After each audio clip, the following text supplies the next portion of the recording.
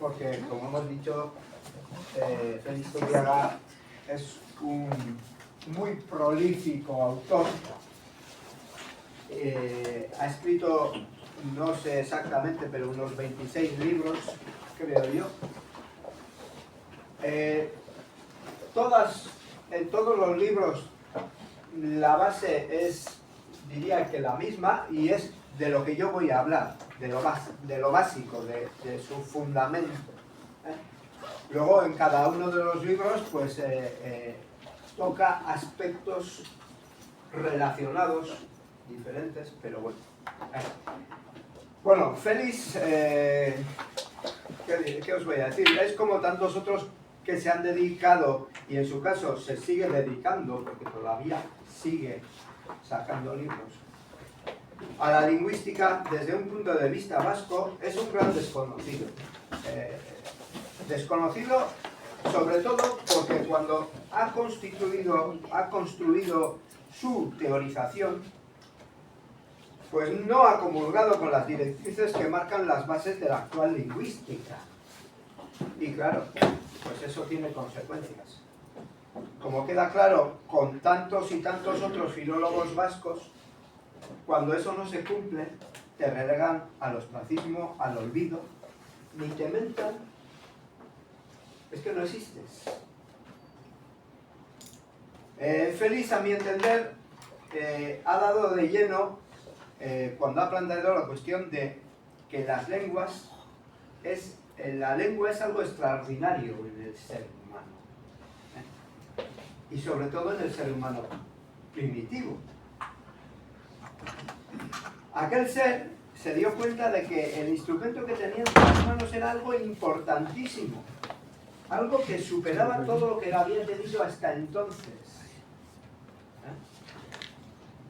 Edward Sapir nos dice que el lenguaje es el arte más sobresaliente que haya creado el ser humano. Edward Sapir también nos dijo que el lenguaje hace que cada grupo que tiene un lenguaje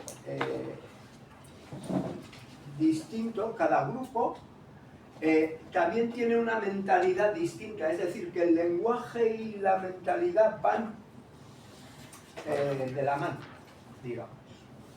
Pero bueno, Edward Sapir nos dice eso, que el lenguaje es el arte más sobresaliente que ha creado el ser humano. Aunque en un principio no fue así, a partir de tomar dicha conciencia, a partir de que el ser humano toma conciencia de lo que tiene, pues el débil ser humano, el temeroso ser humano, que tiene en su mente la figura de Dios,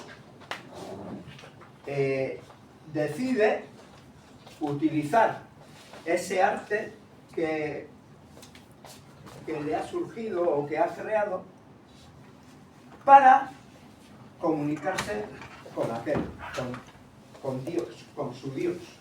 ¿Sí?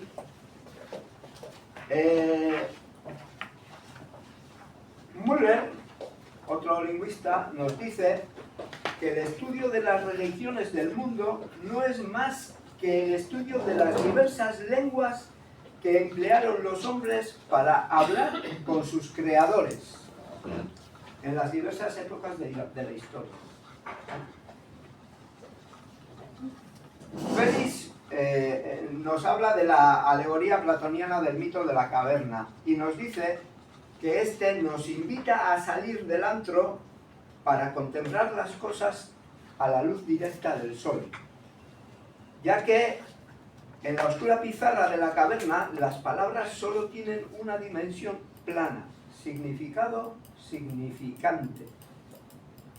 Pero a la luz del mitoanálisis se tornan diáfanas, mostrando su interioridad como los fotolitos a la luz de la lámpara.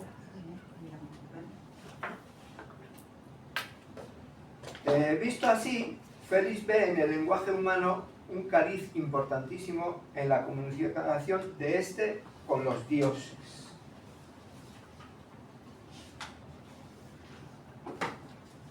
Una vez que el ser humano toma conciencia de que tiene capacidad de comunicarse a través de la lengua, enfoca dicha comunicación a sus supuestos creadores, los dioses primordiales.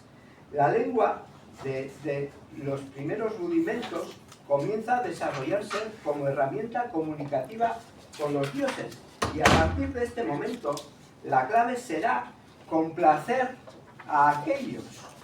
El ser humano se esforzará por complacer a sus dioses utilizando la lengua.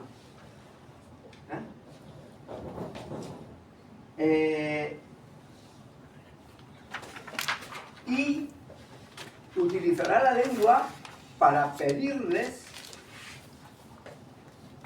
para que les facilite, el Dios les facilite, erreza tú, rezar, es lo que hace, para que le devuelva al humano los favores que ha pedido. De hecho, el ser humano da a la palabra de Dios la capacidad de crear o destruir, como recoge el sapiencial sumerio. En la entronización del rey Marduk dice: tu palabra es Anu. Anu es el dios de los sumerios, el dios primordial de los sumerios. Tu palabra es Anu. Di que destruya o cree, y así se hará. Así será. Todo esto queda corroborado en las listas de palabras que los monjes sumerios y egipcios hacen de sus lenguas. Los monjes sumerios y los monjes egipcios hacen listados de palabras a partir de los diferentes dioses y los ordenan. El dios Anu, bueno, pues todo lo que empieza por An o por Am va en primer lugar. El dios Utu, todo lo que empieza por Ute o Ude va en primer lugar. El dios Ra, todo lo que empieza por Ra, Ra, va en primer lugar. Y el dios Ilu, todo lo que empiece por L, L, va en primer lugar. Así hacen las onomásticas, los listados de palabras, los monjes egipcios y los monjes sumerios.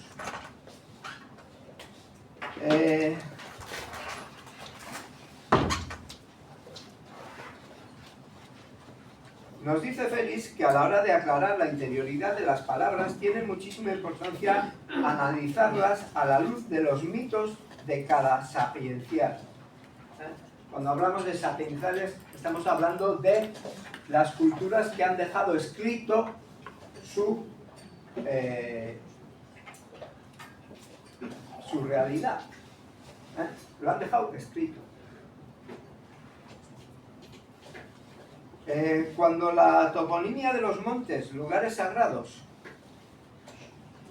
ve en las raíces de los nombres del lugar, los nombres de las divinidades que nos dicen de qué Dios se trata, Auñamendi, por ejemplo, estamos hablando del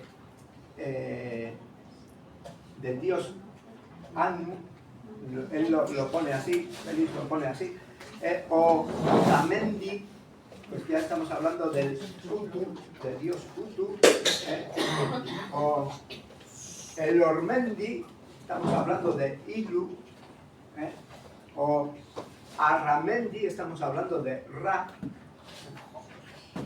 En este caso, Félix nos dice que el euskera hace de hilo de Ariadna, con el que puedes entrar o salir en el túnel del tiempo sin miedo al Minotauro, porque ya la luz ha ahuyentado a los fantasmas de la caverna. Es decir, él plantea el mito de Ariadna, y dice que ese hilo es el euskera el que nos va a clarificar qué significa o de dónde viene cada raíz. Creo importante decir que además el euskera es, hasta donde yo he llegado, la única lengua de nuestro entorno que tiene memoria, que recuerda sus raíces. Es decir, el euskera sabe lo que quiere decir cada étimo, y es lo que nos clarifica de qué estamos hablando. Jung habla de arquetipos, y Félix llama arquetipos a cada uno de los nombres de esos dioses. Jung habla de arquetipos como modelos que forman la bóveda inconsciente del inconsciente colectivo, que mueven y orientan a la totalidad del hombre. Distingue dos tipos de arquetipos, los de sí mismo y los divinos. Y se buscan y se complementan esos arquetipos. Así pues, partiendo de los sapienciales que dejaron su esencia escrita en primer lugar, Sumeria, Egipto, Félix nos habla de arquetipos divinos y arquetipos humanos. Y entre los divinos nos marcan 4. Anu, que es la divinidad solar sumeria. Ra, dios solar egipcio, que es considerado como el rey, rey de los humanos y de los dioses de Egipto. Ilu, que es dios semita, que domina la asamblea de los dioses y la literatura de Ugarit. Y Utu, que es la divinidad solar sumeria. Entonces tenemos An, que es el cielo sumerio, Utu, que es la divinidad solar sumeria, Ra, que es la divinidad solar egipcia, e Ilu, el Alá, que es un dios semita. Y estos serían los 4 dioses inmortales. Y luego, entre los dioses humanos, tenemos a 3 dioses humanos. Tenemos a Ba, Be, que es, representa la interioridad del ser humano, uno mismo, lo que contiene su interior, su psique, su ánima. Tenemos a Ka, que representa el cuerpo que contiene ese Ba, que es la fuerza que asegura al ser humano su totalidad física, la expresión externa del ánima. Y tenemos a She-Es, que es la espiritualidad, la participación divina en el ser humano, que expresa santidad y lo sagrado. Estos dioses son mortales, representan al ser humano.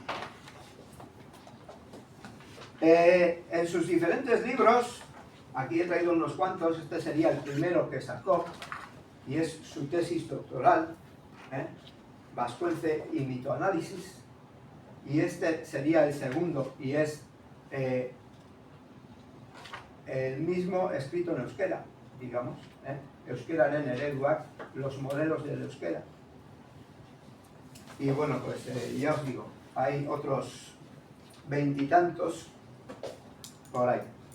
17 tengo yo.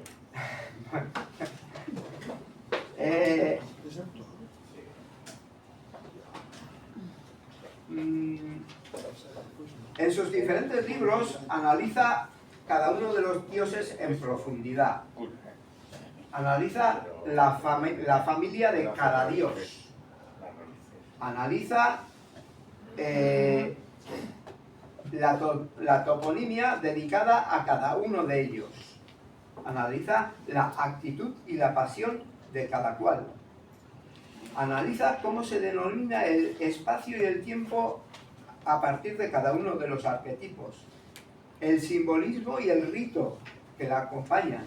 La experiencia teológica. La memoria sapiencial. Hace un estudio etnológico del dios en cuestión y termina analizando las estructuras de cada arquetipo en la lengua. En este aspecto, hace diferentes listados, los tenemos aquí, diferentes listados, comparando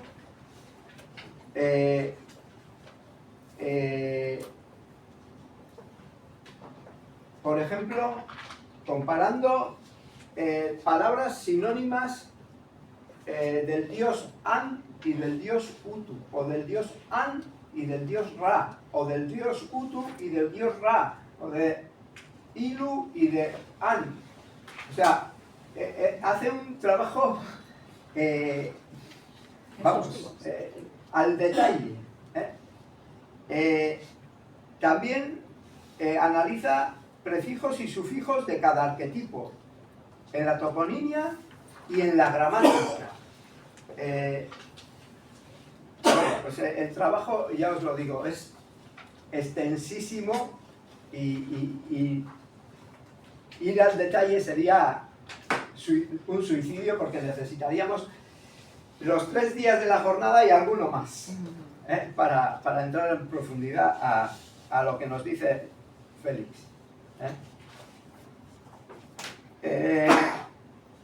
Bueno, hemos dicho que los montes son el lugar donde viven los dioses.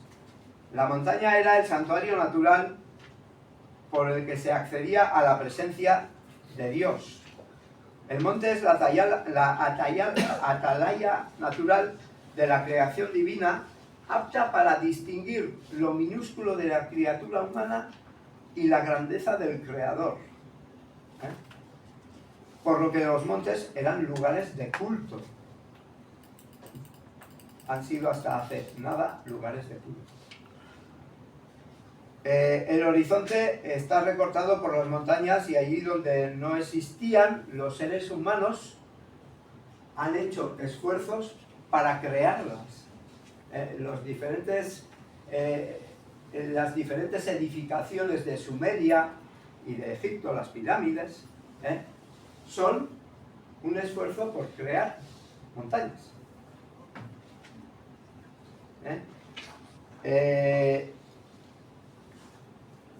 Bueno, pues esto ha sido un resumen de lo que nos aporta Félix. Félix nos dice sobre todo eso, que las palabras que tenemos creadas nos hablan de nombres de dioses, y cuando se supone que utilizamos esa palabra con ese fonema, estamos aludiendo a ese Dios, como si estuviésemos rezando a ese Dios, pidiendo favores a ese Dios. Eso es lo que nos dice Félix. Bueno, yo, ¿esto qué sentido tiene? Bueno, pues yo, para nosotros, para la investigación en el tema de la lengua ibérica,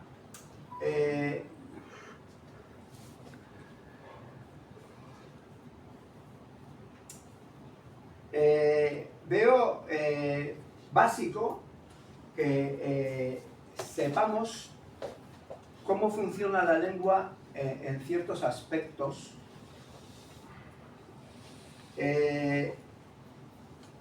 La lengua tiene sus características y a veces nos da pistas de cómo puede funcionar y cómo podemos nosotros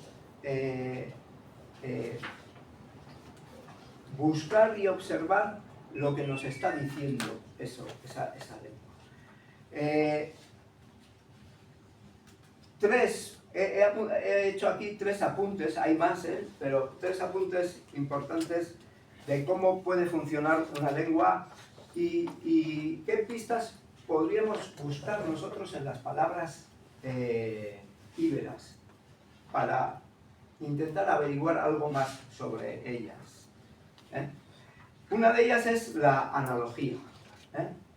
Sabemos que en lengua la analogía hace funcionar a una palabra determinada pues con un significado igual o parecido haciendo pequeños cambios. Una clara analogía en euskera es vita, vida, que es la forma antigua de decir camino. Hoy en día en euskera batua solo se recoge bide, pero vita, vide, vita, vida, vite, vide, sería la evolución normal de esa palabra. ¿Qué analogía podemos encontrar con vita, vida, vite, vide? Pues en castellano, vida. Vida es vida. ¿Qué analogía hay entre lo que se dice en castellano con vida y la palabra vita, vida, vite, vide en euskera?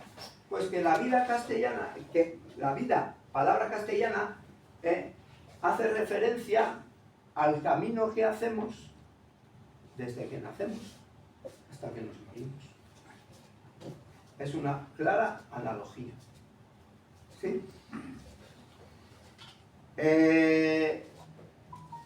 Otra analogía, pues en euskera utilizamos isola, aislar.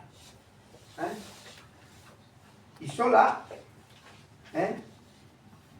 cuando pierde una de las vocales, en castellano isla. ¿Y qué es una isla? Pues una isla es un terreno, un territorio aislado, rodeado por el mar. Isola, aislado. Eso, otra clara analogía. Es importante hacer hincapié, y esto cuando encontremos palabras de este tipo en lo que estamos estudiando, en este caso en íbero, tenemos que saber, es importante que en la lengua original las sílabas son las más sencillas, sílabas llamadas llanas o directas. Es decir, son sílabas formadas por vocal, consonante, vocal o consonante, vocal, consonante. Cuando eso se rompe, se crean o sílabas inversas o sílabas trabadas. ¿Sí? Pero tenemos que saber que esas inversas o esas trabadas vienen de sílabas llanas, de sílabas directas. Es decir, ha habido una pérdida y ha caído una vocal o ha caído una consonante y por eso tenemos un constructo que ya no es una sílaba llana, una sílaba directa.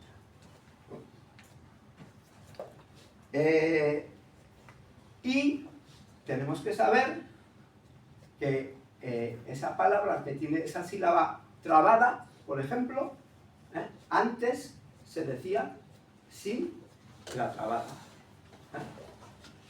Es fácil. Podéis mirar en el diccionario una palabra normal que es de uso cotidiano. Obra. obra. Todos sabemos lo que es una obra, ¿sí? Miramos en el diccionario de la RAE y nos dice, etimología, obra del latín opera. Bueno, ha resuelto el tema de buscar la sílaba llana, la sílaba directa, original. A mi entender, lo hace mal. ¿Por qué? Porque ópera tiene P. Y yo entiendo, aunque alguno puede estar en contra de lo que yo opino, pero yo entiendo que antes de P está B. ¿Qué es ópera? ¿Qué es ópera? Bueno, si antes de P es B, yo entiendo que antes de ópera es overa. Y claro, mi pregunta, tú cuando haces una obra, ¿para qué la haces? O cuando te operas, ¿para qué te operas? Pues para mejorar, ¿verdad? Yo hago una obra para mejorar lo que tengo. O yo me opero porque tengo algo mal y hay que restaurarlo para mejorar. Y en euskera estamos hablando de overa. Mira tú,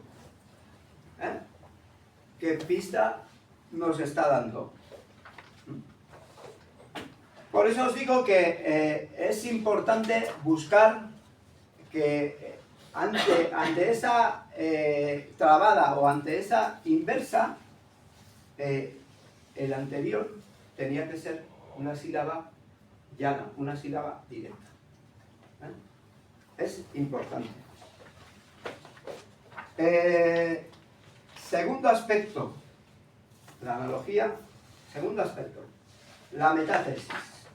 La metátesis es una figura literaria que invierte el orden de las sílabas, o invierte el orden de las letras dentro de las sílabas también.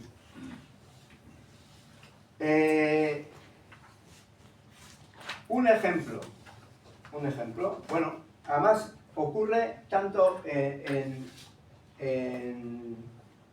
las palabras que son del ámbito toponímico como las palabras que son del ámbito del lenguaje normal.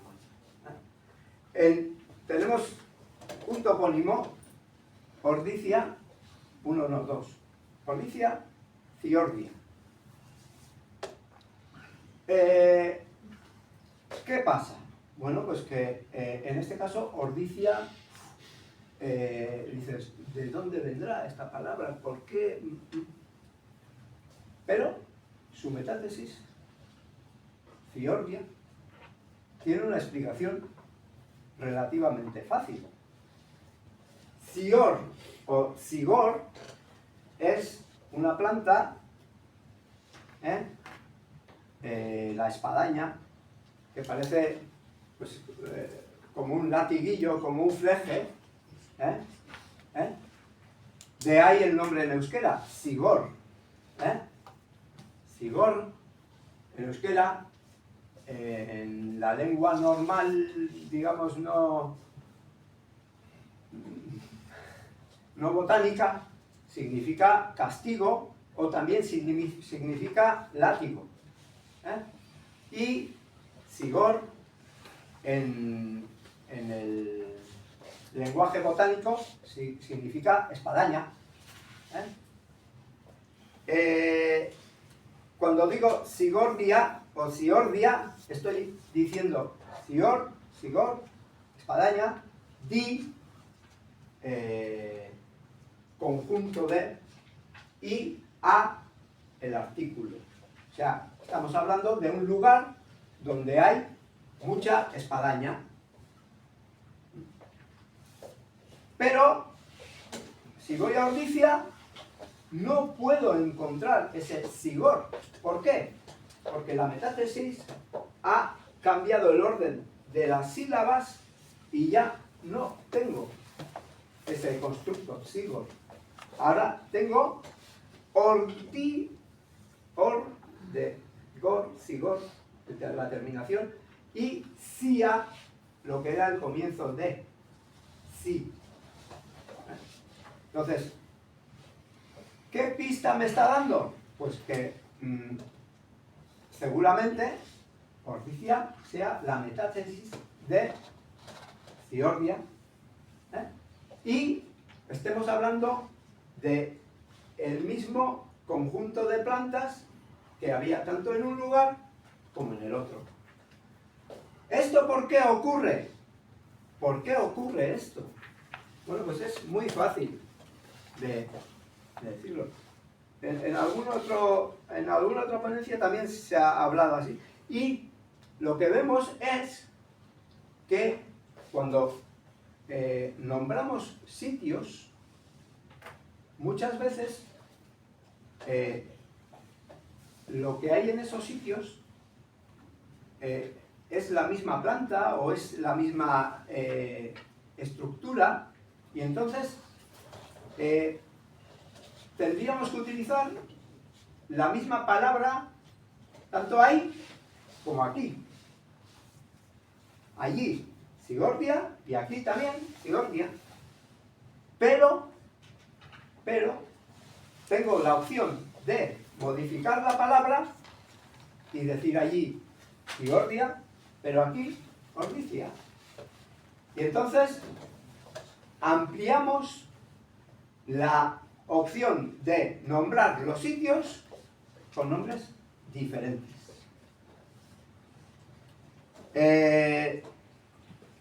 Más topónimos: Mendibai, Baimendi, Aguirreche, Zaguirre. En lengua normal tenemos Ochalar, la rocha, la rosa. Nos dirán que la rosa, además, que es un término que Euskaltzaindia aparta del euskera. Yo digo porque entienden que es rosa con el artículo por delante, la rosa.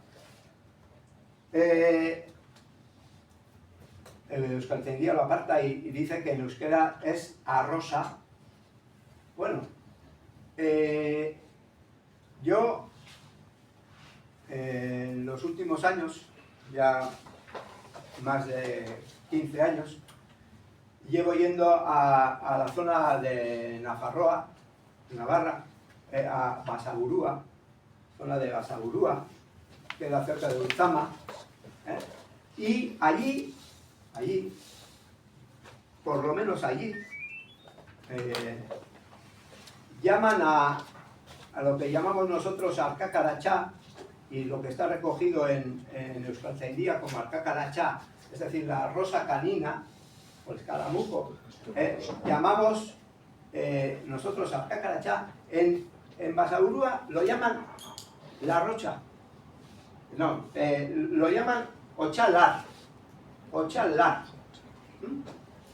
Bien, pues Ochalar, si hacemos la metátesis, Ochalar, la ocha, la rosa, yo creo que queda bastante claro que no nos viene del latín rosa, rosa.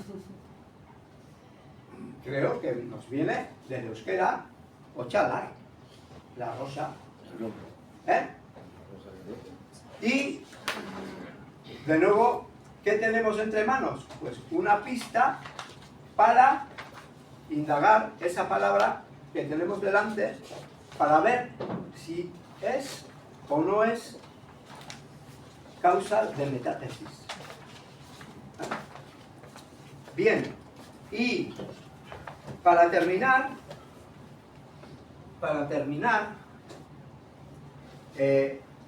la tercera de estos tres factores que os quería poner Nos dice Félix que el ser humano en un principio utiliza monosílabos, y en esos monosílabos utiliza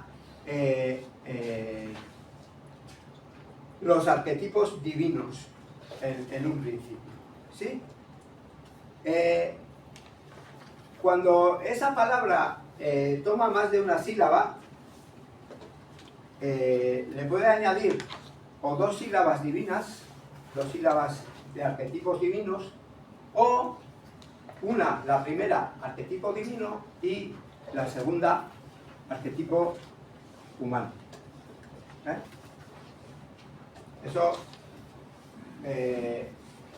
puede ocurrir, ocurre, y a medida que la lengua avanza, evoluciona, pues cada vez habrá más palabras con 2, 3 o más sílabas. En un principio, las palabras que se construyan siempre serán, primero, arquetipo divino, y luego de seguido pueden ser más arquetipos divinos o arquetipos humanos. Pero nunca se construirá primero con arquetipo humano por delante. Eso pasa a una segunda fase. En esa segunda fase, el ser humano ya se siente tanto como ese Dios que es inmortal. Él se quiere así también inmortal. Y entonces, ¿qué hace? Le añade el arquetipo humano por delante del arquetipo divino. Y así, pues tenemos la palabra palo en castellano, partiendo de alu, le añadimos b por delante y tenemos palo. ¿De acuerdo? Y tenemos, pues, así podemos tener un listado, vamos, muy largo de palabras que se van formando añadiéndole por delante el arquetipo humano a esa palabra que se va a formar. De apur, hacemos papur, brizna. De aratza hacemos baratza. De adu, hacemos padu. De beatz, hacemos beatz. De arte, hacemos hacemos parte. De ena, hacemos vena. De era, hacemos vera. De ere, hacemos bere. En vizcaíno, ere, dicen bere o be. ¿Sí? De eremu, hacemos be eremu o ba aramu, páramo. De ería, que es lo mismo que feria, hacemos be ería, vería y pería y feria.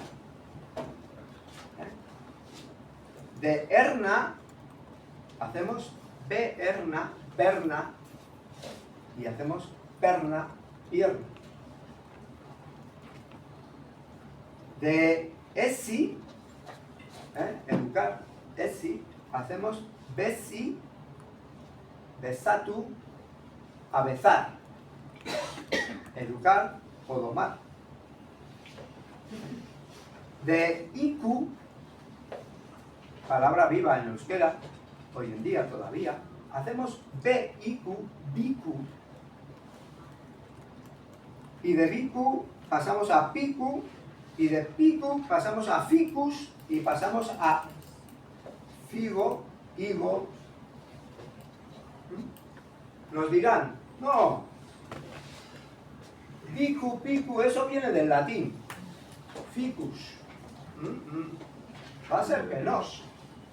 Esa F me está diciendo que antes de la F era una P y era una B. Y es más, en euskera antes de esa B es que no había el prefijo. Y teníamos iku. Iku. Y es una palabra que hoy en día sigue viva con ese significado. Ikoak, el ikuak.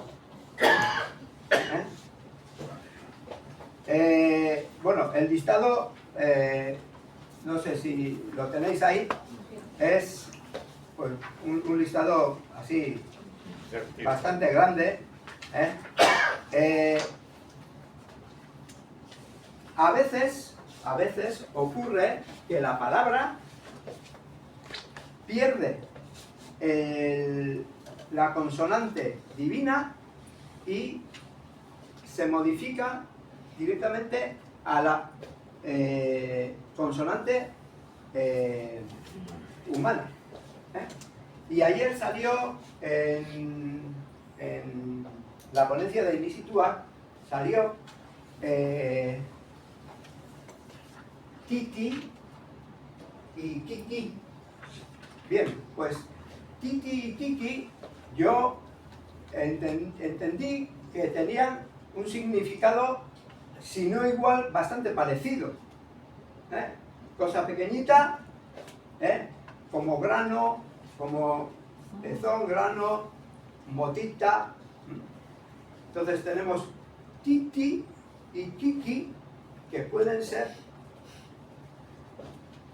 la misma palabra, pero con arquetipos divinos, Titi, y arquetipos humanos, Kiki.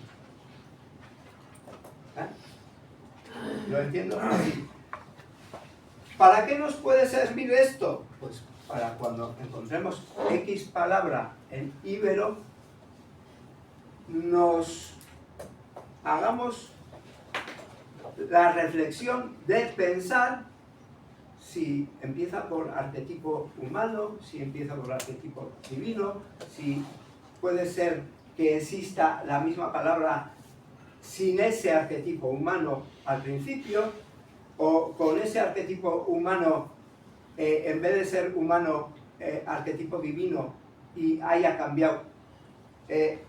Yo esto lo dejo ahí porque creo que es, pienso que es, y por eso he venido con esta propuesta donde vosotros, pienso que es, o puede ser, de mucha utilidad.